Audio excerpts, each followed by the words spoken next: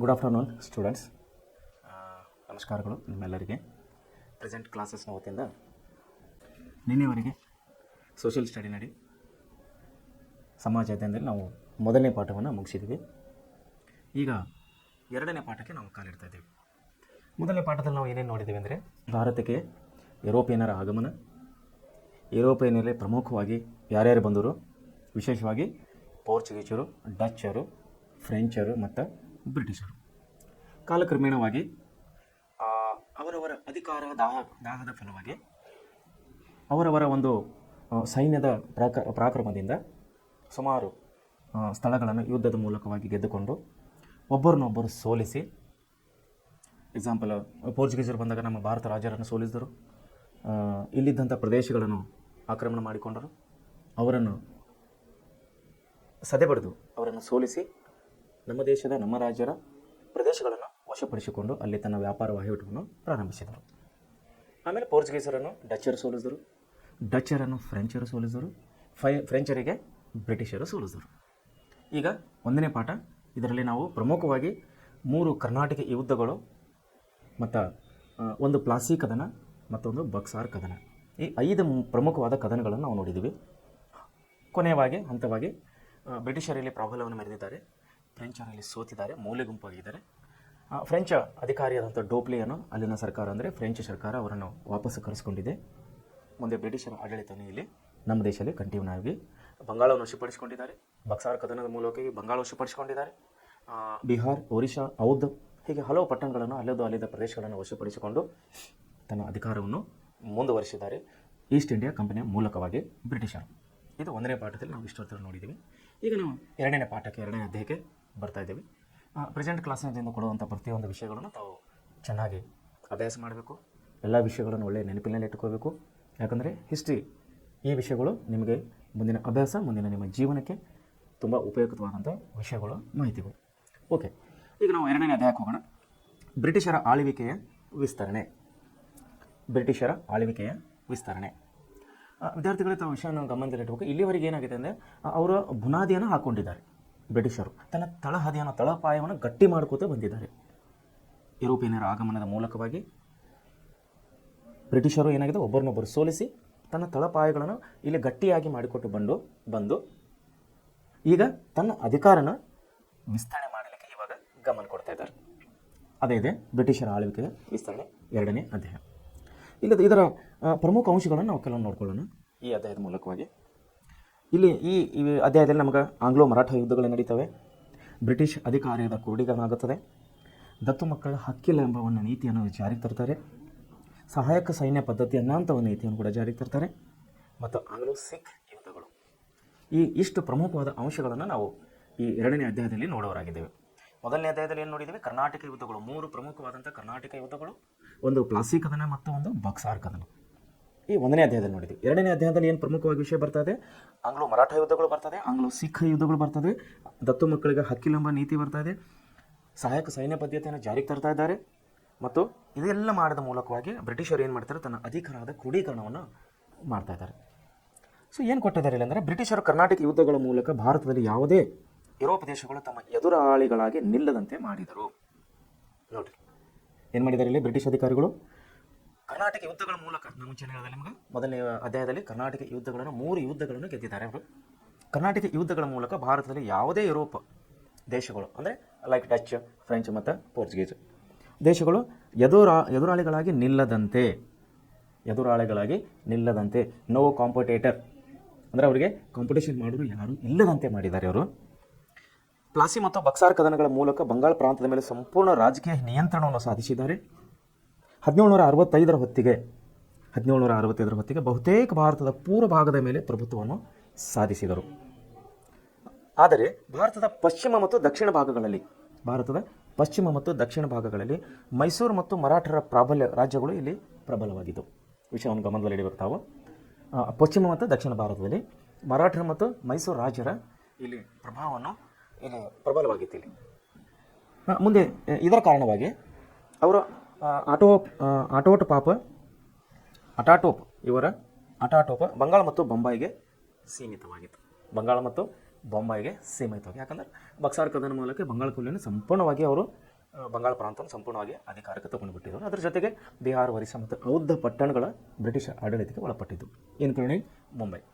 ಅದು ಉಳಿದಿದ್ದೇನೀಗ ಪಶ್ಚಿಮ ಭಾರತದ ಕೆಲವು ಪ್ರದೇಶಗಳು ಮತ್ತು ದಕ್ಷಿಣ ಭಾರತದ ಕೆಲವು ಪ್ರದೇಶಗಳು. ಇಲ್ಲಿ ಮರಾಠರು ಮತ್ತು ಮೈಸೂರು ರಾಜರು ಪ್ರಬಲರಾಗಿದ್ದರು. ಮುಂದೆ ಬ್ರಿಟಿಷರ ವಿಸ್ತರಣಾ ನೀತಿಗೆ ಅಡ್ಡಿಯಾದವರು ಮರಾಠರ ಪೇಶ್ವೆಗಳು. ನೋಡಿರಿ, ವಿಷಯಗಳು ಒಳ್ಳೆಯ ರೀತಿಯಲ್ಲಿ ನೆನಪಿಡ್ಬೇಕಾ. ಬ್ರಿಟಿಷರ ಮುಂದಿನ ವಿಸ್ತರಣಾ ನೀತಿಗೆ ಅಡ್ಡಿಯಾದವರು ಮರಾಠರ ಪೇಶ್ವೆಗಳು. ಮತ್ತು ಮೈಸೂರು ಸಂಸ್ಥಾನದಲ್ಲಿ ಅಧಿಕಾರಕ್ಕೆ ಬಂದ ಹೈದರ್ ಅಲಿ ಮತ್ತು ಅವನ ಮಗ ಟಿಪ್ಪು ಸುಲ್ತಾನ. ಇವರ ನಂತರ ವಾಯುವ್ಯ ಭಾರತದಲ್ಲಿ ಸಿಖ್ಖರು ಪ್ರಬಲರ ವಿರೋಧಿಗಳಾಗಿದ್ದರು. 19ನೇ ಶತಮಾನದ ಆರಂಭದ ಭಾಗದಲ್ಲಿ ಪ್ರವರ್ಧಮಾನಕ್ಕೆ ಬಂದ ರಣಜಿತ್ ಸಿಂಗನು ಸಿಖ್ಖರನ್ನು ಸಂಘಟಿಸುವಲ್ಲಿ ಯಶಸ್ವಿಯಾಗಿದ್ದ. ನೋಡಿರಿ, ಏನಾಗ್ತದೆ ಇಲ್ಲಿ, ಬಂಗಾಳನವರ ಪ್ರಾಂತದಲ್ಲಿದೆ, ಬೊಂಬೈನವರ ಪ್ರಾಂತದಲ್ಲಿದೆ. ಉಳಿದಂಥ ಭಾಗ ಭಾರತದ ವಾಯುವ್ಯ ಭಾಗ, ಪಶ್ಚಿಮ ಭಾಗ ಮತ್ತು ದಕ್ಷಿಣ ಭಾಗಗಳು ಇಲ್ಲಿ ಅವರ ಹತೋಟಿಗೆ ಸಂಪೂರ್ಣವಾಗಿ ಇನ್ನೂ ಬಂದಿಲ್ಲ.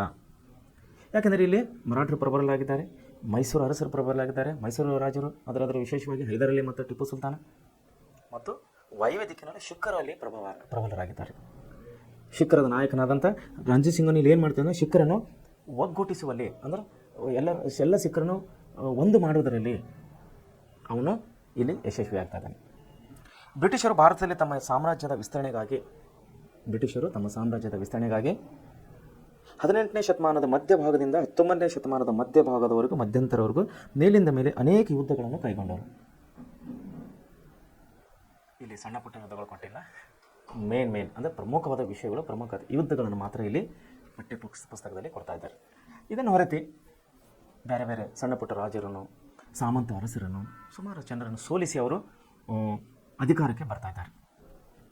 ಇಲ್ಲೇನಾಗ್ತಾ ಇದೆ, ಬ್ರಿಟಿಷರು ತಮ್ಮ ಸಾಮ್ರಾಜ್ಯದ ವಿಸ್ತರಣೆಗಾಗಿ 18ನೇ ಶತಮಾನದ ಅರ್ಧ ಭಾಗದಿಂದ 19ನೇ ಶತಮಾನದ ಅರ್ಧ ಭಾಗದವರೆಗೆ ಸುಮಾರು ಸಣ್ಣ ಪುಟ್ಟ ಯುದ್ಧಗಳನ್ನು ಅವರು ಮಾಡ್ತಾ ಬರ್ತಾ ಇದ್ದಾರೆ. ಮೇಲಿಂದ ಮೇಲೆ ಅನೇಕ ಯುದ್ಧಗಳನ್ನು ಕೈಗೊಂಡರು. ಅಂತೆಯೇ ಸಹಾಯಕ ಸೈನ್ಯ ಪದ್ಧತಿ ಮತ್ತು ದತ್ತು ಮಕ್ಕಳ ಹಕ್ಕಿಲ್ಲದಂತಹ ನೀತಿಗಳನ್ನು ಅಳವಡಿಸುವ ಮೂಲಕ ಉಪಾಯವಾಗಿಯೂ ಭಾರತೀಯ ರಾಜ್ಯಗಳನ್ನು ಕಬಳಿಸಿದರು. ಈ ಅವಧಿಯಲ್ಲಿ ಬ್ರಿಟಿಷರು ಭಾರತದ ದಕ್ಷಿಣ, ಪಶ್ಚಿಮ ಮತ್ತು ವಾಯುವ್ಯ ಭಾಗಗಳಲ್ಲಿ ನಡೆಸಿದ ಯುದ್ಧಗಳಲ್ಲಿ 3 ಆಂಗ್ಲೋ ಮತ್ತು ಮರಾಠ ಯುದ್ಧಗಳು, 4 ಆಂಗ್ಲೋ ಮೈಸೂರು ಯುದ್ಧಗಳು ಮತ್ತು 2 ಆಂಗ್ಲೋ ಸಿಖ್ ಯುದ್ಧಗಳು ಸೇರಿದಂತೆ ಆಂಗ್ಲೋ ಮೈಸೂರು ಯುದ್ಧಗಳು 4ನೇ ಪಾಠದಲ್ಲಿ ಚರ್ಚಿಸಲಾಗುವುದರಿಂದ ಇಲ್ಲಿ ಬ್ರಿಟಿಷರ ನಡುವೆ ನಡೆಸಿದ ಮರಾಠ ಮತ್ತು ಸಿಖ್ ಯುದ್ಧಗಳು ಕುರಿತು ಇಲ್ಲಿ ನಾವು ನೋಡೋಣ. ನೋಡಿ, ಏನಾಗ್ತದೆ ಇಲ್ಲಿ, 3 ಮರಾಠ ಯುದ್ಧಗಳು, 4 ಮೈಸೂರು ಯುದ್ಧಗಳು ಮತ್ತು ಸಿಖ್ ಯುದ್ಧಗಳು, ಅಂದರೆ ಸಿಖ್ಖರ ಜೊತೆಯಲ್ಲಿ ಯುದ್ಧ ಮಾಡೋ ಪರಿಸ್ಥಿತಿ ಬಂದದವರಿಗೆ. ಮೈಸೂರು ಅರಸರ ಜೋಡಿಗೆ ಇಲ್ಲಿ ಯುದ್ಧ ಮಾಡುವಂಥ ಪರಿಸ್ಥಿತಿ ಬಂದಿದೆ, ಸಿಖ್ಖರ ಜೋಡಿಗೆ ಯುದ್ಧ ಮಾಡುವಂಥ ಪರಿಸ್ಥಿತಿ ಬಂದಿದೆ. ಯಾಕಂದರೆ ಅಧಿಕಾರದ ದಾಹ, ಬ್ರಿಟಿಷರಿಗೆ ಇರುವಂಥ ಅಧಿಕಾರದ ದಾಹದಿಂದ ಅವರು ಇಲ್ಲಿ ನಮ್ಮ ದೇಶದಲ್ಲಿರುವಂಥ ಎಲ್ಲ ಸಣ್ಣ ಪುಟ್ಟ ರಾಜರನ್ನು ಮತ್ತು ಬಲಾಢ್ಯ ರಾಜರನ್ನು ಕೂಡ ಅವರು ಸದೆಬಡಿತಾ ಬರ್ತಾ ಇದ್ದಾರೆ. ಪರಿಣಾಮವಾಗಿ ಇಲ್ಲಿ ನಾವು ಹಲವು ಪ್ರಮುಖವಾದ ಯುದ್ಧಗಳನ್ನು ನಾವು ಈ ಪಾಠದಲ್ಲಿ ನೋಡೋರಾಗಿದ್ದೇವೆ. ಅದರಲ್ಲಿ ಮೊದಲನೇದಾಗಿ ನಾವು ನೋಡೋದು ಆಂಗ್ಲೋ ಮರಾಠ ಯುದ್ಧಗಳು.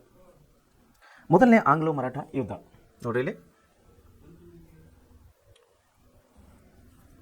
ಮೊದಲನೇ ಆಂಗ್ಲೋ ಮರಾಠ ಯುದ್ಧ.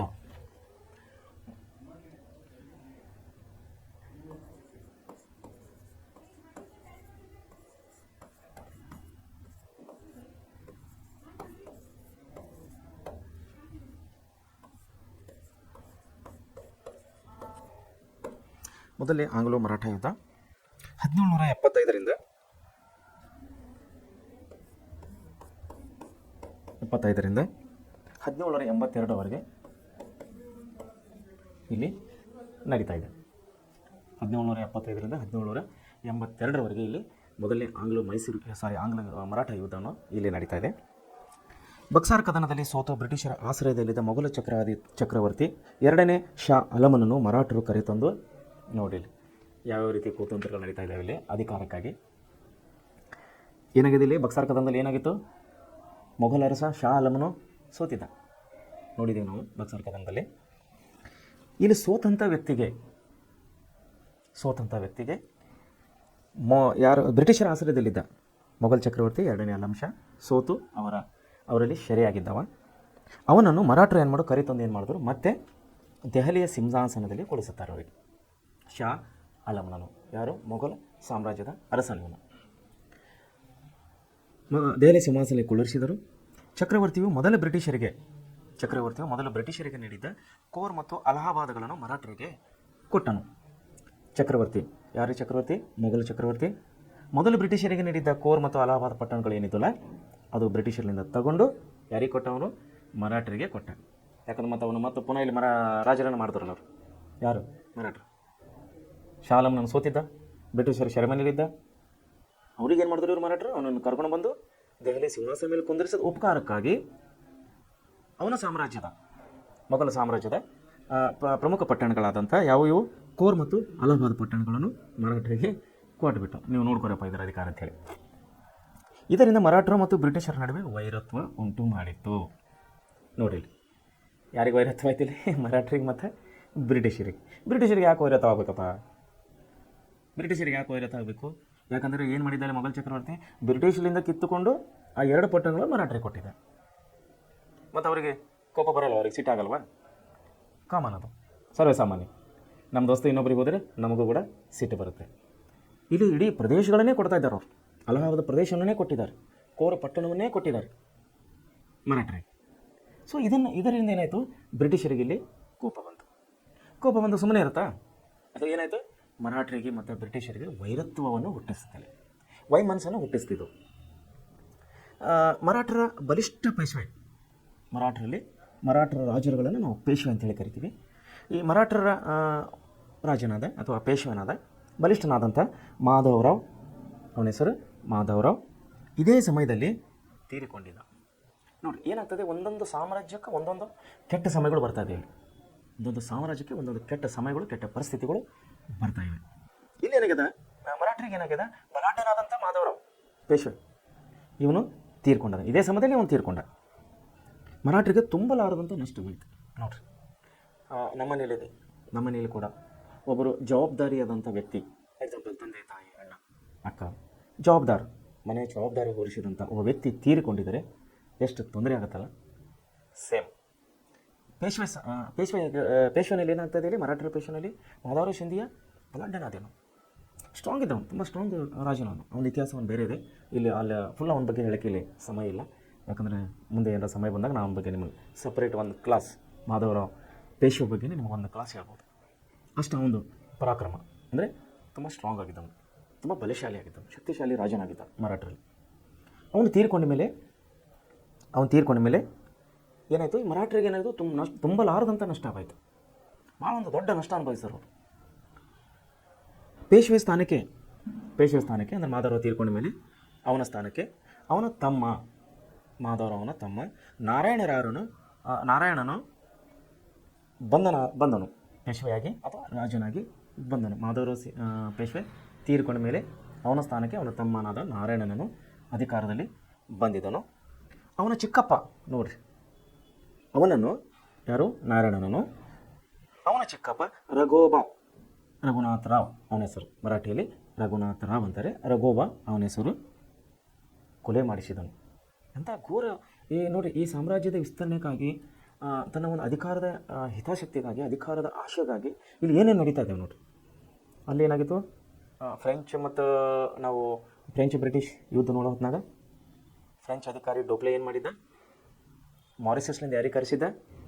ಲೋಬಾರ್ಡಿನಸ್, ಬಲಿಷ್ಠನಾದಂಥ ಲೋಬಾರ್ಡಿನಸ್ನನ್ನು ಕರೆಸಿ ಬ್ರಿಟಿಷರ ಜೊತೆಗೆ ಯುದ್ಧ ಮಾಡೋಕ್ಕೆ ಕರೆಸಿದ್ದ. ನಾವು ನೋಡಿದ್ದೀವಿ ಕರ್ನಾಟಕ ಯುದ್ಧದಲ್ಲಿ. ಪರಿಣಾಮ ಏನಾಯಿತು, ಅವನು ಬಂದ, ಬ್ರಿಟಿಷರಿಗೆ ಯುದ್ಧ ಮಾಡ್ದ, ಮದ್ರಾಸ್ ಪಟ್ಟಣವನ್ನು ವಶಪಡಿಸಿಕೊಂಡಿದ್ದ. ಪುನಃ ಏನಾಯ್ತು, ಡೋಪ್ಲೆಗೆ ಹೇಳಿದ ಹಾಗೆ ಬ್ರಿಟಿಷರ ಹತ್ರ ಹಣ ಪಡೆದು ಪುನಃ ಅವನು ಎಲ್ಲಿಗೆ ಹೋಗಿದ್ದ? ಮಾರಿಷಸ್ಗೆ ಹೋಗಿದ್ದ. ಸೊ ಮೋಸ ಆಯಿತು. ಯಾರಿಗೆ ಮೋಸ ಆಯಿತು? ಡೋಪ್ಲೆಗೆ ಮೋಸ ಆಯ್ತಲ್ಲ. ಅದೇ ರೀತಿ ಇಲ್ಲಿ ಕೂಡ ನಾರಾಯಣನನ್ನು ಮಾಧವರಾವನ ಮಗನಾದ ನಾರಾಯಣನನ್ನು ಇಲ್ಲಿ ಪೇಶ್ವೆಯಾಗಿ ಮಾಡಲಾಗಿತ್ತು. ಅದನ್ನು ಅವನ ಚಿಕ್ಕಪ್ಪನಿಗೆ ತಡ್ಕೊಳ್ಳೋಕ್ಕಾಗ್ತಾಯಿಲ್ಲ. ಅವನೇನು ಮಾಡ್ದೆ? ಅವನನ್ನು ಕೊಲೆ ಮಾಡಿಸ್ದ, ನಾರಾಯಣನನ್ನು ಕೊಲೆ ಮಾಡಿಸ್ದ. ಇದರಿಂದ ಪೇಶ್ವೆ ಸ್ಥಾನಕ್ಕೆ ಕಲಹ ಏರ್ಪಟ್ಟಿತ್ತು. ನೋಡಿ, ಪೇಶ್ವೆ ಅಂದರೆ ಅವರ ರಾಜ ರಾಜನಾದನು, ಅವನಿಗೆ ಕಲಹ ಉಂಟಾಯಿತು. ಆ ಕುರ್ಚಿ ಸಲುವಾಗಿ, ಆ ಆಸ್ಥಾನದ ರಾಜನ ಕುರ್ಚಿ ಸಲುವಾಗಿ, ರಾಜನ ಸಿಂಹಾಸನ ಸಲುವಾಗಿ ಅವರಿಗೆ ಕಲಹ ಉಂಟಾಯಿತು. ದಾಯಾದಿ ಕಲಹ ಅಂತ ಹೇಳಿದೆ ನಾನು. ಅಣ್ಣ ತಮ್ಮರ ಮಧ್ಯೆ ಹುಟ್ಟುವಂಥ ಅಧಿಕಾರದ ಕಲಹ ಏನು ಹುಟ್ಟುತ್ತದಲ್ಲ, ಅದಕ್ಕೆ ನಾವು ದಾಯಾದಿ ಕಲಹ ಅಂತೀವಿ. ಅದೇ ಕಲಹನ ನಾವು ಇಲ್ಲಿ ಮರಾಠರಲ್ಲಿ ನೋಡ್ತಾ ಇದ್ದೇವೆ. ಪೇಶ್ವೆಗಳ ಮಧ್ಯೆ ನಾವು ಅದೇ ನೋಡ್ತಾ ಇದ್ದೇವೆ. ಚಿಕ್ಕಪ್ಪ ಅಣ್ಣನ ಮಗನನ್ನು ಸಾಯಿಸಿದ್ದಾನೆ ನಾರಾಯಣನನ್ನು. ಇದರಿಂದ ಪೇಶ್ವೆ ಸ್ಥಾನಕ್ಕೆ ತುಂಬ ಕಲಹ ಏರ್ಪಟ್ಟಿದ್ದು. ನಾನಾ ಫಡ್ನವೀಸ್ ನೇತೃತ್ವದಲ್ಲಿ ಪೇಶ್ವೆ ಸ್ಥಾನಾಕಾಂಕ್ಷಿಯಾದ ರಘುವನ ಬದಲು ನಾರಾಯಣನ ಮಗನಾದ ಎರಡನೇ ಮಾಧವರಾಗಿ ಮರಾಠ ಒಕ್ಕೂಟವು ಪಟ್ಟ ಕಟ್ಟಿತು. ನೋಡಿರಿ, ಚಿಕ್ಕಪ್ಪ ಅಂದ್ರೆ ಯಾರಿವ? ರಘುವ. ನಾರಾಯಣ ಸಾಯಿಸಿದವ ಯಾರು? ರಘುವ. ಅವನ ಆಶೆ ಏನಿತ್ತು? ನಾರಾಯಣನ ಸಾಯಿಸಿ ತಾನು ಸಿಂಹಾಸನ ಏರಬೇಕಂತೇಳಿ ಅವನ ಆಶೆ ಆಗಿತ್ತು. ಇಲ್ಲೇನೈತೆ, ಅವನು ಸತ್ತ ಮೇಲೆ, ನಾರಾಯಣ ಸತ್ತ ಮೇಲೆ ನಾನಾ ಫಡ್ನವೀಸನ ನೇತೃತ್ವದಲ್ಲಿ ಮರಾಠ ನಾಯಕನಾದ ಇವನ ನಾಯಕತ್ವದಲ್ಲಿ ಸಭೆ ಸೇರಿ ಈಗ ಮುಂದೆ ಪೇಶ್ವೆ ಯಾರನ್ನು ಮಾಡಬೇಕು, ಸಿಂಹಾಸನದ ಮೇಲೆ ಯಾರನ್ನು ಕುಂದಿರಿಸಬೇಕು ಅಂಥೇಳಿ ಅವರೆಲ್ಲ ವಿಷಯಗಳನ್ನು ಚರ್ಚಿಸಿದಾಗ ಅಲ್ಲಿಗೆ ಕೊನೆಗೆ ಏನಾಯಿತು, ರಘುವನಿಗೆ ಮತ್ತೆ ಚಾನ್ಸ್ ಸಿಗಲಿಲ್ಲ. ಒಪ್ಕೊಳ್ಳಿಲ್ಲ, ಪೇಶ್ವೆಗಳು ಒಪ್ಕೊಳ್ಳಿಲ್ಲ ರಘುನಾಥನಿಗೆ ಪೇಶ್ವೆ ಮಾಡಲಿಕ್ಕೆ ಅಥವಾ ಅಧಿಕಾರ ಮೇಲೆ ಕುಂದಿಸ್ಲಿಕ್ಕೆ, ಸಿಂಹಾಸನ ಮೇಲೆ ಕುಂದಿಸ್ಲಿಕ್ಕೆ ಇತರ ಪೇಶ್ವೆಗಳು ಒಪ್ಪಿಕೊಂಡಿಲ್ಲ. ಬದಲಾಗಿ ಏನಾಯಿತು, ಇವನು ಪೇಶ್ವೆ ಸ್ಥಾನದ ಆಕಾಂಕ್ಷಿಯಾಗಿದ್ದ ರಘುವನು.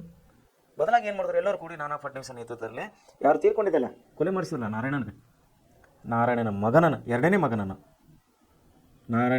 ಮಗನಾದ ಎರಡನೇ ಮಾಧವರಾಗೆ ಮರಾಠ ಒಕ್ಕೂಟವನ್ನು ಪಟ್ಟ ಕಟ್ಟಿತ್ತು. ಎಲ್ಲ ಪೇಶ್ವೆಗಳು ಕೂತ್ಕೊಂಡು, ರಘುಬ ನೀನು ಬೇಡಪ್ಪ, ನೀನು ರಾಜನಾಗಬೇಡ, ಏನು ಸತ್ತಾನಲ್ಲ ನಾರಾಯಣ, ಅವನು ಮಗನಾದಂಥ ಎರಡನೇ ಮಾಧವರಾಗೆ ನಾವು ಪಟ್ಟ ಕಟ್ತಾ ಇದ್ದೀವಿ, ನಾವು ಸಿಂಹಾಸನ ಮೇಲೆ ಕುಂದಿರ್ಸ್ತಾ ಇದ್ದೀವಿ, ಅವನು ನಮ್ಮ ಮರಾಠದ ಪ್ರತಿನಿಧಿ ಆಗ್ತಾನೆ, ನಮ್ಮ ಮರಾಠ ಸಮುದಾಯದ, ನಮ್ಮ ಮರಾಠ ಸಾಮ್ರಾಜ್ಯದ ಪೇಶ್ವೆ ಆಗ್ತಾನೆ, ನೀನು ಬೇಡ, ನೀನು ಸೈಡ್ ಆಗಂಥೇಳಿ ರಘುನಾಥರಾವ್ಗೆ ಸೈಡ್ ಮಾಡಿರ್ತಾರೆ. ಯಾರ ನೇತೃತ್ವದಲ್ಲಿ? ನಾನಾ ಫಡ್ನವೀಸನ ನೇತೃತ್ವದಲ್ಲಿ. ನೋಡಿ, ಇಲ್ಲಿ ಮುಂದೆ ಏನಾಗ್ತಾ ಇದೆ, ಮರಾಠ ಮನೆತನಗಳಿಂದ ಅನಿರೀಕ್ಷಿತ ಬೆಂಬಲ ಸಿಗದ ರಘುವನು ಬ್ರಿಟಿಷರ ಬೆಂಬಲ ಕೋರಿದನು. ನೋಡಿ, ಇಲ್ಲಿ ಮತ್ತೆ ಅದಾಯ್ತು ನೋಡಿ, ಏನಾಗಿತ್ತು ಇಲ್ಲಿ, ಮರಾಠರ ಬೆಂಬಲ ಅವನಿಗೆ ಸಿಗ್ತಾ ಇಲ್ಲ. ಹೇಗೋ ಮಾಡಿ ಸಿಂಹಾಸನ ಏರ್ಬೇಕಂತ ಇದ್ದಾನೆ, ಏನಾದರೂ ಮಾಡಿ ಆ ಸಿಂಹಾಸನ ಮೇಲೆ ಹೋಗಬೇಕು, ಅಧಿಕಾರದ ಮೇಲೆ ಹೋಗಬೇಕು, ಅಧಿಕಾರದ ಗದ್ದುಗೆ ಮೇಲೆ ಏರ್ಬೇಕಂತೇಳಿ ರಘುವನು ಅಥವಾ ರಘುನಾಥನು ಪ್ರಯತ್ನ ಪಡ್ತಾ ಇದ್ದಾನೆ. ಆದರೆ ಮರಾಠ ಸಮುದಾಯ ಅಥವಾ ಮರಾಠ ಪೇಶ್ವೆಗಳು, ಮರಾಠ ಕುಟುಂಬ ಒಪ್ತಾ ಇಲ್ಲ, ಬೇಡಪ್ಪ ನೀನು ಬೇಡ ಅಂತ ಇದ್ದಾರೆ. ಕೊನೆಯದಾಗಿ ಇವನು ಮಾಡ್ದ, ಹೀಗಾದ್ರೆ ನನ್ನ ಕೆಲಸ ಆಗೋದಿಲ್ಲ, ನನಗೆ ಸಿಂಹಾಸನ ಸಿಗೋದಿಲ್ಲ, ನನಗೆ ರಾಜ್ಯಾಧಿಕಾರ ಸಿಗೋದಿಲ್ಲ, ಇವರನ್ನು ಸೈಡ್ ಮಾಡಿ ನಾನು ಬೇರೆ ದಾರಿ ಹಿಡಿಬೇಕಂತೇಳಿ ಅವನೇನು ಮಾಡ್ದೆ, ಬ್ರಿಟಿಷರ ಹತ್ತಿರ ಹೋಗಿ, ಅಪ್ಪ ನಮಸ್ಕಾರ ಬ್ರಿಟಿಷರೇ, ಹೇಗಾದ್ರೂ ಮಾಡಿರಿ ನನಗೆ ಸಿಂಹಾಸನ ಮೇಲೆ ಕುಂದಿಸ್ರಿ ಅಂಥೇಳಿ ಬ್ರಿಟಿಷರ ಹತ್ರ ಹೋಗಿ ಅವನು ಶಾಮೀಲಾಗ್ತಾನೆ. ಅವ್ರ ಹತ್ರ ಹೋಗಿ ತನ್ನ ಮನಸ್ಸಿನ ಆಶೆಯನ್ನು ಹೇಳ್ಕೊತಾನೆ ಅವನು. ಯಾರು? ರಘುವ. ಮರಾಠ ಮನೆತನಗಳಿಂದ ನಿರೀಕ್ಷಿತ ಬೆಂಬಲ ಸಿಗದ ರಘುವನು ಬ್ರಿಟಿಷರ ಬೆಂಬಲ ಕೋರಿದನು. ಬ್ರಿಟಿಷರು ಈ ಸಂದರ್ಭವನ್ನು ತಮ್ಮ ಲಾಭಕ್ಕಾಗಿ ಬಳಸಿಕೊಳ್ಳಲು ಯೋಚಿಸಿದರು. ನಾನು ನಿನ್ನೆ ಒಂದು ವಿಷಯ ಹೇಳಿದ, ಬಕ್ಸಾರ್ ಕದನದ ವೇಳೆ ಬ್ರಿಟಿಷರ ರೋಲ್ ಏನದು? ಡಿವೈಡೆಡ್ ಆ್ಯಂಡ್ ರೂಲ್, ಒಡೆದು ಆಳುವ ನೀತಿ. ಅಂದ್ರೆ ಇಬ್ಬರ ಮಧ್ಯದಲ್ಲಿ ಜಗಳ ಹಚ್ಚಿ ಮೂರನೇದವರು ಅಂದರೆ ಇವರು ಬ್ರಿಟಿಷರು ಲಾಭ ಮಾಡಿಕೊಳ್ಳೋರು. ಅದು ಆಯ್ತಲ್ಲ ಉದಾಹರಣೆ, ಇಬ್ಬರ ಜಗಳ, ಮೂರನೇದವನಿಗೆ ಲಾಭ. ಇಲ್ಲಿ ಮರಾಠರಲ್ಲಿ ಕೂಡ ಅದೇ ಆಗ್ತಾ ಇದೆ. ಪೇಶ್ವೆಗಳ ಮಧ್ಯೆ ಮತ್ತು ರಘುವನ ಮಧ್ಯದಲ್ಲೇ ಇಲ್ಲಿ ಜಗಳ ನಡೀತಾ ಇದೆ. ಅದಕ್ಕಾಗಿ ಸಿಂಹಾಸನಕ್ಕಾಗಿ. ಸೊ ರಘುವ ಗೊತ್ತಾಯಿತು, ಇನ್ನು ಮುಂದೆ ಈ ಪೇಶ್ವೆಗಳನ್ನು ನನ್ನ ಅಧಿಕಾರ ಕೊಡೋದಿಲ್ಲ, ಇವ್ರು ನನ್ನ ಸಿಂಹಾಸನ ಮೇಲೆ ಕುಂದಿರ್ಸೋದಿಲ್ಲ, ಏನು ಮಾಡಬೇಕು? ಬ್ರಿಟಿಷರ ಸಹಾಯ ಕೇಳಬೇಕು. ಇದೇ ಸಮಯವನ್ನು ಅರಿತ, ಇದೇ ಸಮಯದ ಲಾಭ ಪಡೀಲಿಕ್ಕೆ ಇವರು ಕೂಡ ರೆಡಿನೇ ಇದ್ದರು. ಯಾರು? ಬ್ರಿಟಿಷರು. ಯಾಕೆ ಅವ್ರಿಗೆ ಬೇಕಾಗಿದ್ದದೆ. ಅವ್ರು ಏನು ಮಾಡಿದ್ರು? ಅವ್ರು ಬೇಡ ಅಂತಾರ. ಇವನು ಸಹಾಯಗಳು ಕೇಳಿ ಬಂದ್ರೆ ಅವ್ರು ಯಾರಾದ್ರೂ ಬೇಡ ಅಂದಾರೆ? ಇಲ್ಲಿವರೆಗೆ ಬ್ರಿಟಿಷರ್ ನಾವು ಇತಿಹಾಸ ನೋಡ್ತಿದ್ದೆ, ಯಾರಾದ್ರೂ ಸಹಾಯ ಕೇಳಿದ್ರೆ ಬೇಡ ಅಂದಾರ? ಅವರು ಓಕೆ ಅನ್ನೋರಿ ಅವರು.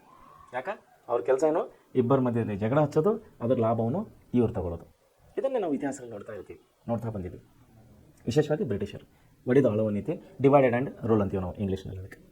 ಸೊ ಇಲ್ಲಿ ಕೂಡ ಅದೇ ನಡೀತಾ ಇದೆ. ರಘುವನ ಏನಂದ್ರೆ ಮರಾಠ ಮಧ್ಯಕ್ಕೆ ನಿರೀಕ್ಷಿತ ಬೆಂಬಲ ಸಿಗೋದಿಲ್ಲ ಅಂದರೆ ರಘುವನ ಏನು ಮಾಡಿದ? ಬ್ರಿಟಿಷರ ಬೆಂಬಲ ಕೋರಿದೆ. ಬ್ರಿಟಿಷರು ಈ ಸಂದರ್ಭವನ್ನು ತಮ್ಮ ಲಾಭಕ್ಕಾಗಿ ಬಳಸಿಕೊಳ್ಳಲು ಯೋಚಿಸಿದರು. ಬ್ರಿಟಿಷರು ಮರಾಠರ ಒಕ್ಕೂಟಗಳ ನಡುವೆ 1775ರಿಂದ 1782ವರೆಗೆ 1782ವರೆಗೆ ನಡೆದ ಸುದೀರ್ಘ ಯುದ್ಧದಲ್ಲಿ, ಅಂದರೆ ಎಷ್ಟಾಯಿತು? 75ರಿಂದ 82 ಅಂದರೆ 7 ವರ್ಷಗಳ ಕಾಲ. ಎಷ್ಟು ವರ್ಷ? 7 ವರ್ಷಗಳ ಕಾಲ ಇಲ್ಲಿ ಸುದೀರ್ಘವಾದಂಥ ಯುದ್ಧವನ್ನು ನಡೀತಾ ಇದೆ ಮರಾಠರಿಗೆ ಮತ್ತು ಬ್ರಿಟಿಷರಿಗೆ. ಸುದೀರ್ಘವಾದ ನಡೆದ ಯುದ್ಧದಲ್ಲಿ ಮರಾಠರು ಪ್ರಾರಂಭಿಕ ಯಶಸ್ಸನ್ನು ಸಾಧಿಸಿದರು. ಸ್ಟಾರ್ಟಿಂಗ್ ಮೂಮೆಂಟ್ನಲ್ಲಿ ಅವರು ಯಶಸ್ಸು ಸಾಧಿಸ್ತಾ ಇದ್ದರು ಮರಾಠರು. ಅಂತಿಮವಾಗಿ ಅವರಿಗೆ ಸೋಲವಾಯಿತು. ಮರಾಠ ಒಕ್ಕೂಟವು ಯುದ್ಧ ಮುಂದುವರೆಸಲಾಗದೆ ಬ್ರಿಟಿಷರೊಂದಿಗೆ ಸಲ್ಬಾಯ್ ಒಪ್ಪಂದವನ್ನು ಮಾಡಿಕೊಂಡಿತ್ತು. ಎರಡನೇ ಮಾಧವನನ್ನು ಪೇಶ್ವೆಯನ್ನಾಗಿ ನೇಮಿಸಲಾಯಿತು. ನೋಡಿರಿ, ಯಾಕಂದ್ರೆ ಇಲ್ಲಿ ಏನಾಗ್ತು, ಬ್ರಿಟಿಷರು ಸ್ಟ್ರಾಂಗ್ ಆಗಿದ್ದರು. ಮಾಧವರಾವ ಅವನು ಸಹಾಯ ಕೇಳಿದ್ದ. ಮಾಧವರಾಯನೇ ರಘುನಾಥರಾವ್ ಸಾಧಿಸಿ ಅಂತಿಮವಾಗಿ ಅವರಿಗೆ ಸೋಲುಂಟು ಮರಾಠ ಒಕ್ಕೂಟ ಯುದ್ಧ ಮುಂದುವರಿಸಲಾಗಿ ಬ್ರಿಟಿಷರೊಂದಿಗೆ ಸಲಭಾಗಿ ಒಪ್ಪಂದ ಮಾಡಿಕೊಂಡರು. ಎರಡನೇ ಮಾಧವ ರಾವ್ನ ಪೇಶ್ವೆಯನ್ನಾಗಿ ನೇಮಿಸಲಾಗಿತ್ತು. ಇಲ್ಲೇನಾಗಿತ್ತು, ಅವ್ರ ಕಾಕ ಯಾರಿವ ರಘುನಾಥರಾವ್ ಸಹಾಯಕ್ಕಾಗಿ ಬ್ರಿಟಿಷರ್ ಕಡೆ ಹೋಗಿದ್ದ. ಬ್ರಿಟಿಷರು ಅಲ್ಲೇನಂದಿಲ್ಲ, ಆಯ್ತಪ್ಪ ಸಹಾಯ ಮಾಡ್ತೀನಂದರು. ಬ್ರಿಟಿಷರಿಗೆ ಮರಾಠರಿಗೆ ದೀರ್ಘವಾದಂಥ 7 ವರ್ಷಗಳ ಕಾಲ ಯುದ್ಧ ನಡೀತು. ಅಂತಿಮ ಏನಾಗಿ ಪ್ರಾರಂಭದಲ್ಲಿ ಮರಾಠರು ಯಶಸ್ಸನ್ನು ಸಾಧಿಸಿದರು ಪ್ರಾರಂಭದಲ್ಲಿ. ಆದರೆ ಕಾಲಾಂತರವಾಗಿ ಕಾಲ ಬದಲಾದ ಸನ್ನಿವೇಶದಲ್ಲಿ ಬರುತ್ತಾ 7 ವರ್ಷದ ದೀರ್ಘಕಾಲದ ಯುದ್ಧದಲ್ಲಿ ಮರಾಠರು ಅಂತಿಮವಾಗಿ ಏನಾಯ್ತದೆ, ಸೋಲಾಗ್ತದೆ. ಅವರು ಸೋಲನ್ನು ಒಪ್ಕೋತಾರೆ. ಮರಾಠ ಒಕ್ಕೂಟವು ಯುದ್ಧ ಮುಂದುವರಿಸಲಾಗದೆ ಬ್ರಿಟಿಷರೊಂದಿಗೆ ಸಲಭಾಯಿ ಒಪ್ಪಂದವನ್ನು ಮಾಡಿಕೊಂಡಿತ್ತು. ಎರಡನೇ ಮಾಧವರಾಯನನ್ನು ಪೇಶ್ವೆಯನ್ನಾಗಿ ಮಾಡಲಾಯಿತು. ಮುಂದೆ ಏನಾಯ್ತು ನೋಡಿದ್ದು, ಲಾರ್ಡ್ ವೆಲ್ಲೆಸ್ಲಿ. ನೋಡಿಲಿ, ಲಾರ್ಡ್ ವೆಲ್ಲೆಸ್ಲಿ 1798ರಿಂದ 1805 ಇವನು ಲಾರ್ಡ್ ವೆಲ್ಲೆಸ್ಲಿ ನಮ್ಮ ಭಾರತದ ಬ್ರಿಟಿಷ್ ವೈಸರಾಯ್ ಆಗಿದ್ದ ಲಾರ್ಡ್ ವೆಲ್ಲೆಸ್ಲಿ. ಒಬ್ಬೊಬ್ಬರು ವೆಲ್ಲೆಸ್ಲಿಗಳು, ಒಬ್ಬೊಬ್ಬರು ವೈಸರಾಯ್ಗಳು, ಒಬ್ಬೊಬ್ಬರು ಬ್ರಿಟಿಷ್ ಅಧಿಕಾರಿಗಳು ಭಾರತಕ್ಕೆ ಬಂದಾಗ ಒಂದೊಂದು ಹೊಸ ಪದ್ಧತಿಗಳನ್ನು ಜಾರಿಗೆ ತರ್ತಾರೆ, ಒಂದೊಂದು ಹೊಸ ಕಾನೂನುಗಳನ್ನು ಜಾರಿಗೆ ತರ್ತಾರೆ. ಅವರಿಗೆ ಬೇಕಾದಂಥ ಕಾನೂನುಗಳನ್ನು ಅವ್ರು ಮಾಡ್ಕೊಂಡಿರ್ತಾರೆ. ಯಾಕೆ ಅವರು ಬಲಿಷ್ಠರಾಗಿದ್ದರು. ಅವರಿಗೆ ವಿರೋಧಿಸಲು ಏನಾಗಿತ್ತು ಅಂದರೆ ಭಾರತದ ರಾಜ್ಯರು, ಭಾರತದ ಸಾಮಂತರಸರು, ಭಾರತದಂತಿಲ್ಲ ನಮ್ಮ ಲೋಕಲ್ ಸಾಮ್ರಾಜ್ಯರು ಸುಮಾರು ಜನ ಅವರಿಗೆ ವಿರೋಧ ವ್ಯಕ್ತಪಡಿಸ್ತಾರೆ. ಆದರೆ ಅವರ ಬಲಿಷ್ಠವಾದಂಥ ಸೈನ್ಯ, ಬಲಿಷ್ಠವಾದಂಥ ಅವರ ಚಾಣಕ್ಯ ನೀತಿ, ಬಲಿಷ್ಠವಾದಂಥ ಒಡೆದು ಆಳುವ ನೀತಿ, ಹೀಗಾಗಿ ಅವರ ಎದುರೇ ನಮ್ಮ ದೇಶದ ಎಲ್ಲ ರಾಜರುಗಳು ಸೋಲುವಂಥ ಪರಿಸ್ಥಿತಿ ಬರ್ತದೆ.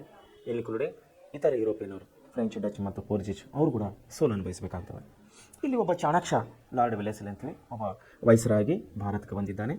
1798ರಿಂದ 1805 ಅಂದರೆ ಅವನು ಎಷ್ಟು ವರ್ಷ ಉಳಿದಾನೆ ಇಲ್ಲಿ? 7 ವರ್ಷ. ಇವನು ಕೂಡ 7 ವರ್ಷ ನಮ್ಮ ದೇಶದಲ್ಲಿ ಉಳ್ಕೋತಾನೆ. ಇವನು ಬಂದಮೇಲೆ ಏನೇನು ಒಂದು ಪದ್ಧತಿಗಳನ್ನು ಜಾರಿಗೆ ತರ್ತಾನೆ ಅನ್ನೋದು ನಾವಿಲ್ಲಿ ನೋಡೋಣ. ಲಾರ್ಡ್ ವೆಲ್ಲೆಸ್ಲಿಯು ಗವರ್ನರ್ ಜನರಲ್ ಆಗಿ ಬಂದ ನಂತರ ಭಾರತದಲ್ಲಿ ಬ್ರಿಟಿಷರ ಸಾಮ್ರಾಜ್ಯದ ವಿಸ್ತರಣೆಯು ದೊಡ್ಡ ಪ್ರಮಾಣದಲ್ಲಾಗಿತ್ತು. ಆಲ್ರೆಡಿ ಅವರು ಸ್ಪ್ರೆಡ್ ಆಗಿದ್ದರು. ಸುತ್ತಮುತ್ತ ಯಾವ ಕಡೆ ನೋಡಿದರೆ ಆ ಕಡೆ ನಾವು ಬ್ರಿಟಿಷ್ ಅಧಿಕಾರಿಗಳು, ಬ್ರಿಟಿಷ್ ಸಾಮ್ರಾಜ್ಯವು, ಬ್ರಿಟಿಷ್ ವಸಾಹತುಶಾಹಿಗಳು, ಬ್ರಿಟಿಷರ ವ್ಯಾಪಾರಿಗಳು ಫುಲ್ ಅವರೇನಪ್ಪ ಅಂದರೆ ಎಲ್ಲ ಕಡೆ ಪ್ರಸಾರ ಮಾಡಿಬಿಟ್ಟಿದ್ದರು. ಬ್ರಿಟಿಷ್ ಸಾಮ್ರಾಜ್ಯ ದೊಡ್ಡ ಪ್ರಮಾಣದಲ್ಲಿ ವಿಸ್ತರಣೆ ಆಗಿತ್ತು ಆಲ್ರೆಡಿ. ಇವನ ಆಗಮನದ ಹೊತ್ತಿಗೆ ಬಲಿಷ್ಠ ಮರಾಠ ಮತ್ತು ಮೈಸೂರು ರಾಜ್ಯಗಳು ಇಲ್ಲಿ ದುರ್ಬಲಗೊಂಡಿದ್ದವು. ನೋಡಿರಿ, ನಮ್ಮದು ಅವ್ರಿಗೆ ಏನೇನು ಪ್ಲಸ್ ಆಗ್ತಾ ಬರ್ತಾಯಿದೆ ಬ್ರಿಟಿಷರಿಗೆ ಅಂದರೆ, ಅವು ಎಲ್ಲಿ ಹೋಗ್ತಾ ಇದ್ದಾರೆ, ಮುಂದಿದ್ದ ಮನುಷ್ಯ, ಎದುರಾಳಿ ಮನುಷ್ಯ ದುರ್ಬಲ ಆಗ್ತಾ ಇದ್ದಾರೆ. ಇಲ್ಲಿ ಕೂಡ ಅದೇ ಆಗ್ತಾ ಇದೆ.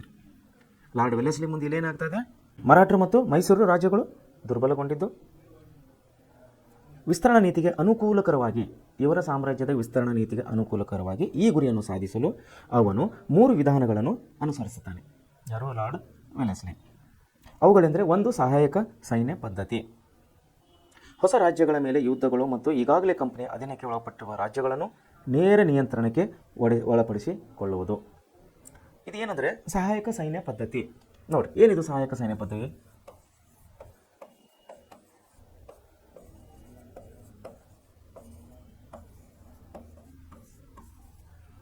ಸಹಾಯಕ ಸೈನ್ಯ ಪದ್ಧತಿ ಅದರ ಹೆಸರೇ ಸೂಚಿಸುವ ಹಾಗೆ ಸಹಾಯಕ ಸೈನ್ಯ ಪದ್ಧತಿ ಅಂದರೆ, ಬ್ರಿಟಿಷರು ಯಾ ಅರಸರ ಮೇಲೆ ದಂಡೆತ್ತಿ ಹೋಗ್ತಾರೆ, ಯಾ ರಾಜರ ಮೇಲೆ ದಂಡೆತ್ತಿ ಹೋಗ್ತಾರೆ, ಯುದ್ಧಕ್ಕೆ ಹೋಗ್ತಾರೆ. ಇವರ ಸಾಮಂತರು ಅಂದರೆ ಇವರ ಕೆಳಗೆ ಸೋತಂಥವರು ಅವರ ಸೈನ್ಯವನ್ನು ಇವರ ನೆರವಿಗಾಗಿ ಕಳಿಸ್ಬೇಕಲ್ಲಿ ಯುದ್ಧಕ್ಕೆ. ಅದಕ್ಕೆ ಸಹಾಯಕ ಸೈನ್ಯ ಪದ್ಧತಿ ಅಂತೇಳಿ ನಾವು ಕರಿತೀವಿ. ಅಂದರೆ ಇವರ ಸೈನಿಕರ ಸಹಾಯವನ್ನು ಬ್ರಿಟಿಷರು ತಗೊಳ್ಳೋರು, ತೊಗೊಂಡು ಏನು ಮಾಡೋರು, ಇನ್ನೊಬ್ಬರ ಮೇಲೆ ದಂಡೆತ್ತಿ ಹೋಗೋರು. ಇವ್ರಿಗೇನು ಮಾಡೋರು, ಸ್ವಲ್ಪ ಕಪ್ಪು ಕಾಣಿಕೆ ಬೇಕಲ್ಲ, ಖರ್ಚು ಪಾನಿ ಬೇಕಲ್ಲ ಅವ್ರಿಗೆ ಏನು ಬೇಕು ವ್ಯವಸ್ಥೆ ಮಾಡಿ, ಆಯ್ತಪ್ಪ ಈ ಪ್ರದೇಶಗಳನ್ನು ನೀವು ತೊಗೊಂಡ್ಬಿಡು, ಈ ಯುದ್ಧದಲ್ಲಿ ನಿನ್ನ ಸೈನ್ಯ ನಮ್ಮ ಕಳಿಸು, ಈ ಯುದ್ಧದಲ್ಲಿ ನಿನ್ನ ಸೈನ್ಯ ನಮ್ಮ ಜೊತೆಗೆ ನಮ್ಮ ಸಹಾಯಕ್ಕಾಗಿ ಕಳಿಸು. ಅದರ ಬದಲಾಗಿ ಈ ಕೆಲವೊಂದು ಪ್ರದೇಶಗಳನ್ನು, ಕೆಲವೊಂದು ಹಳ್ಳಿಗಳನ್ನು, ಕೆಲವೊಂದು ಪಟ್ಟಣಗಳನ್ನು ನೀವು ತೊಗೊಂಡ್ರಪ್ಪ, ನೀವು ವ್ಯಾಪಾರ ಮಾಡಿಕೊಡ್ರಿ, ನಮಗೆ ಈ ಯುದ್ಧದಲ್ಲಿ ಇವನಿಗೆ ಸೋಲಿಸಲಿಕ್ಕೆ ನೀವು ನಮಗೆ ಸಹಾಯ ಮಾಡಿರಿ, ನಿಮ್ಮ ಸೈನ್ಯವನ್ನು ನಮಗೆ ಕಳಿಸ್ರಿ. ದಟ್ ಕಾಲ್ಡ್ ಸಹಾಯಕ ಸೈನಿಕ ಪದ್ಧತಿ. ಏನಾಗಿತ್ತಲ್ಲ, ಈ ಗುರಿಯನ್ನು ಸಾಧಿಸಲು ಅವರು 3 ವಿಧಾನಗಳು ಹಸ್ಕೊಂಡ್ರು. ಮೊದಲನೇ ಸಹಾಯಕ ಸೈನ್ಯ ಪದ್ಧತಿ, ಹೊಸ ರಾಜ್ಯಗಳ ಮೇಲೆ ಯುದ್ಧಗಳನ್ನು ಮತ್ತು ಈಗಾಗಲೇ ಈ ಕಂಪನಿ ಅಧೀನದಕ್ಕೆ ಒಳಪಟ್ಟಿರುವ ರಾಜ್ಯಗಳನ್ನು ನೇರ ನಿಯಂತ್ರಣಕ್ಕೆ ವಶಪಡಿಸಿಕೊಳ್ಳುವುದು 3 ಹೊಸ ನಿಯಮಗಳನ್ನು ಇವನು ಲಾರ್ಡ್ ವೆಲ್ಲೆಸ್ಲಿ ಜಾರಿಗೆ ತಂದನು. ಸಹಾಯಕ ಸೈನ್ಯ ಪದ್ಧತಿ ಅಂತ ಹೇಳ್ಕೊಟ್ಟಿದ್ದಾರೆ ನೋಡಿ ಡೀಟೇಲ್ಸ್ ಆಗಿ. ಭಾರತೀಯ ರಾಜ್ಯಗಳನ್ನು ನಿಯಂತ್ರಣಕ್ಕೆ ಒಳಪಡಿಸಿಕೊಳ್ಳುವ ಸಲುವಾಗಿ ಸಹಾಯಕ ಸೈನ್ಯ ಪದ್ಧತಿ ಎಂಬ ನೀತಿಯನ್ನು ಲಾರ್ಡ್ ವೆಲ್ಲೆಸ್ಲಿಯು 1798ರಲ್ಲಿ ಜಾರಿಗೆ ತಂದನು.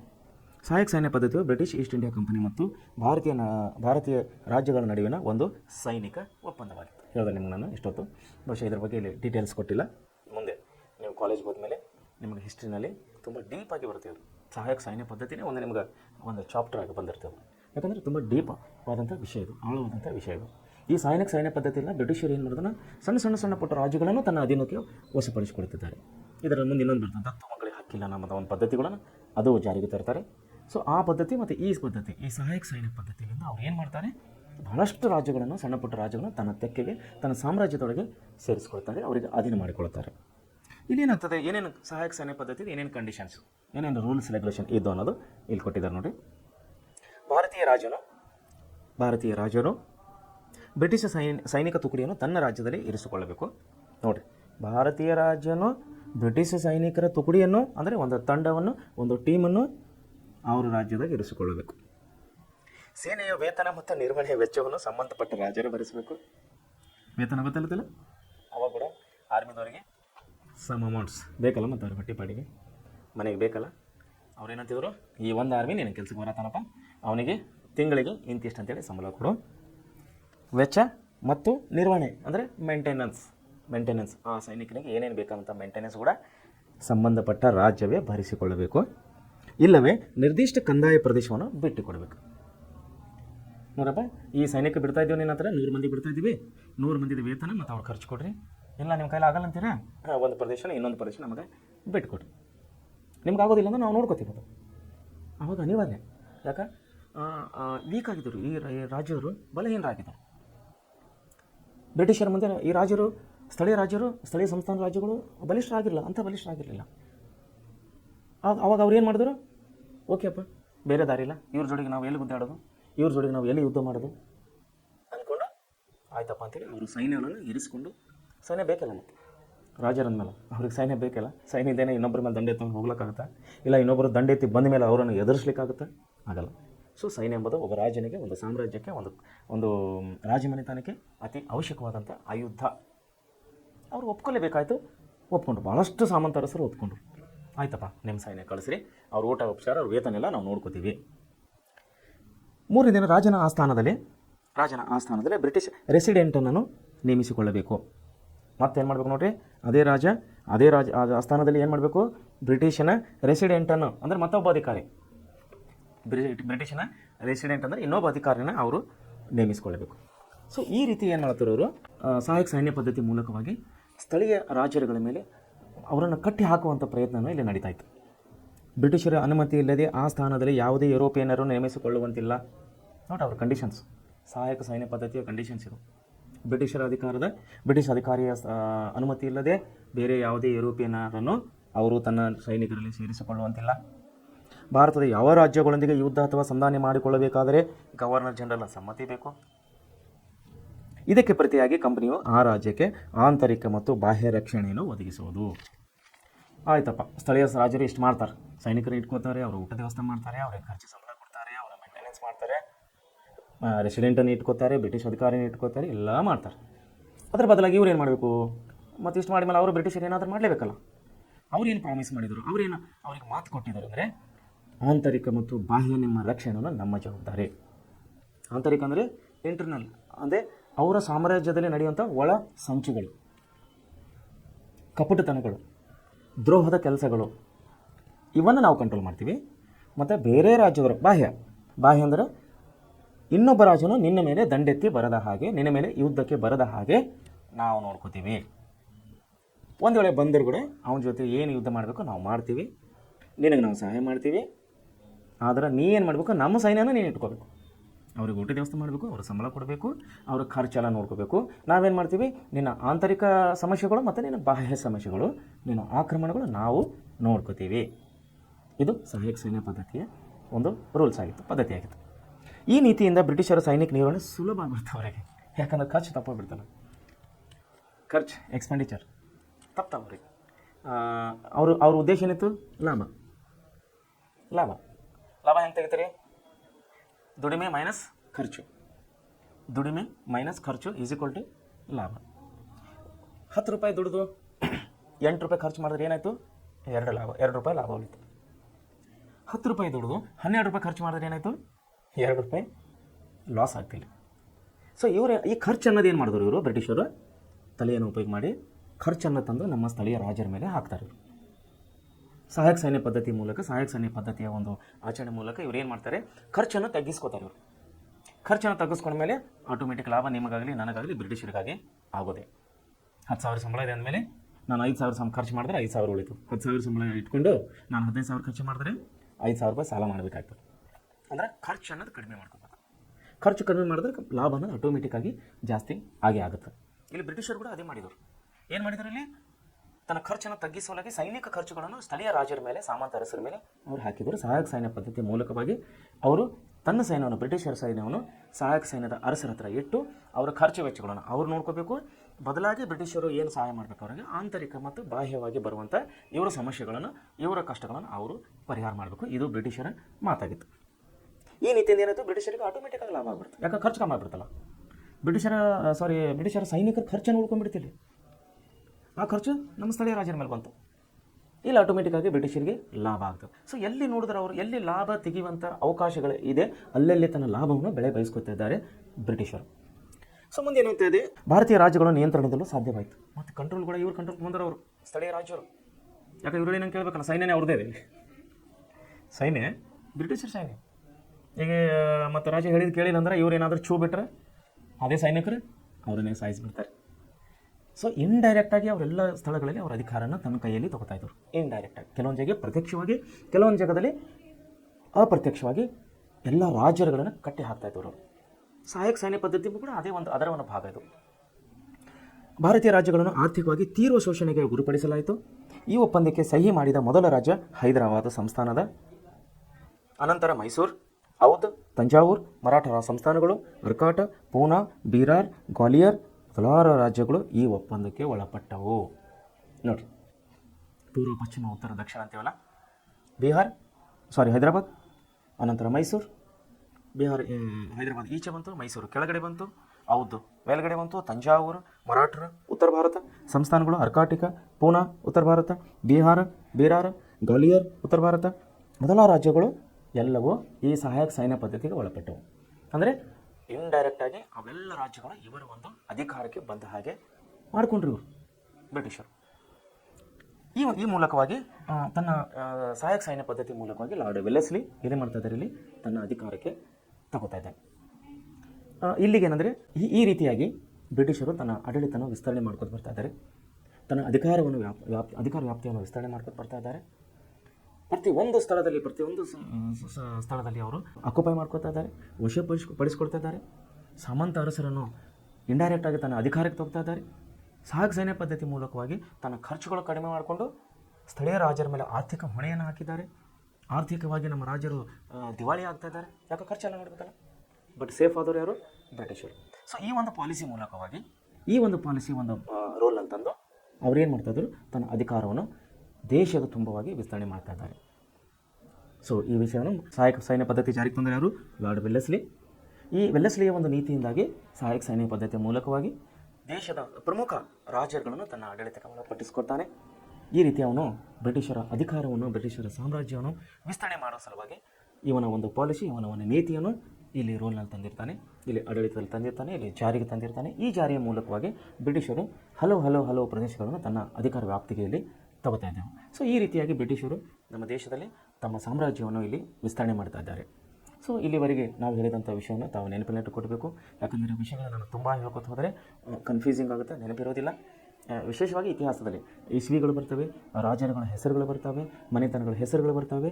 ನಾನು ಜಾಸ್ತಿ ವಿಷಯಗಳನ್ನು ಹೇಳ್ತಾ ಇದ್ದರೆ ನಿಮಗೆ ಕನ್ಫ್ಯೂಸ್ ಆಗುತ್ತೆ, ನೆನಪಿರೋದಿಲ್ಲ. ಸೊ ಅದಕ್ಕಾಗಿ ಇವತ್ತಿನ ಚಾಪ್ಟರ್ನ ಇಲ್ಲಿವರೆಗೆ ಮುಗಿಸ್ತಾ ಇದ್ದೀನಿ. ಮುಂದಿನ ವಿಷಯ ನಾವು ನಾಳೆ ನೋಡೋಣ. ಸೊ ಇದರಲ್ಲಿ ಒಂದು ನೆನಪಿಟ್ಕೊಂಡು ನೀವು ಸಹಾಯಕ ಸೈನ್ಯ ಪದ್ಧತಿ ತುಂಬ ಇಂಪಾರ್ಟೆಂಟ್ವಾಗಿದ್ದು, ಈ ಸಹಾಯಕ ಸೈನ್ಯ ಪದ್ಧತಿಯು ಬ್ರಿಟಿಷರ ಒಂದು ಆಳ್ವಿಕೆ ವಿಸ್ತರಣೆಯಲ್ಲಿ ಒಂದು ಬಹುಮಹತ್ವವಾದಂಥ ಪಾತ್ರವನ್ನು ಇಲ್ಲಿ ವಹಿಸಿತು. ಸೊ ಇಲ್ಲಿ ಪ್ರೆಸೆಂಟ್ ಕ್ಲಾಸಲ್ಲಿ ನಿಮಗೆ ಕೊಡುವಂಥ ಪ್ರತಿಯೊಂದು ವಿಷಯಗಳು, ಪ್ರತಿಯೊಂದು ಪಾಠಗಳು ನಿಮ್ಮ ಜೀವನಕ್ಕೆ, ನಿಮ್ಮ ಮುಂದಿನ ವಿದ್ಯಾಭ್ಯಾಸಕ್ಕೆ ತುಂಬ ಅನುಕೂಲಕರವಾಗಿವೆ. ಸೊ ಆದ್ದರಿಂದ ವಿದ್ಯಾರ್ಥಿಗಳು ತಾವು ಒಳ್ಳೆಯ ರೀತಿಯಲ್ಲಿ ಅಭ್ಯಾಸ ಮಾಡಬೇಕು, ಒಳ್ಳೆಯ ರೀತಿಯಲ್ಲಿ ಸ್ಟಡಿ ಮಾಡಿ ಪ್ರತಿಯೊಂದು ವಿಷಯಗಳು ಒಳ್ಳೆಯ ರೀತಿಯಲ್ಲಿ ನೆನಪಿಟ್ಕೊಂಡು ಮುಂದೆ ಜೀವನಕ್ಕೆ ನಿಮಗೆ ಅನುಕೂಲವಾಗಲಿ ಅಂತೇಳಿ ಪ್ರೆಸೆಂಟ್ ಕ್ಲಾಸಿನ ಮೂಲಕವಾಗಿ ನಾನು ಶಿವಕುಮಾರ್ ನಿಮ್ಮನ್ನು ಅಭಿನಂದಿಸ್ತಾ ಇದ್ದೇನೆ. ನಿಮಗೆ ಒಂದು ಶುಭಾಶಯನ ಕೊಡ್ತಾ ಇದ್ದೇನೆ. ಸೊ ಆದಂಥ ಎಲ್ಲ ವಿಷಯಗಳು ತಾವು ನೆನಪಿನಟ್ಟುಕೊಳ್ಬೇಕು. ಏನೇ ವಿಷಯ ನಿಮಗೆ ಸಂಶಯ ಇದ್ದರೆ, ಯಾವುದೇ ವಿಷಯ ನಿಮಗೆ ತಿಳಿದಿಲ್ಲ ಅಂದರೆ ನಮ್ಮನ್ನು ತಿಳಿಸಿ, ನಮ್ಮನ್ನು ಕಮೆಂಟ್ ಮಾಡಿ ನಿಮ್ಮ ಸಮಸ್ಯೆಗಳು, ನಿಮ್ಮ ತಿಳಿಯಲಾರದಂಥ ವಿಷಯಗಳನ್ನು ನಾವು ನಿಮ್ಮನ್ನು ತಿಳಿಸಿಕೊಡ್ತೇವೆ. Thank you.